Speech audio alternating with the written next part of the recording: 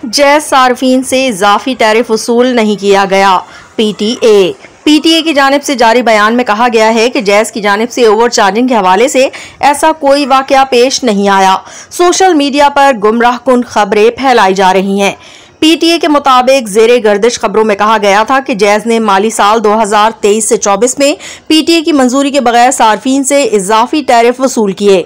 Audit मुशाहिदात में जिन tariff adjustment का हवाला दिया गया है वो पीटीए की मुकर्ररा रेगुलेटरी फ्रेमवर्क के मुताबिक और मंजूर शुदा है। बयान के मुताबिक इन तमाम मंजूरियों के मुस्तनद रिकॉर्ड्स ऑडिट हुकाम के साथ तस्दीक के लिए शेयर किए गए हैं।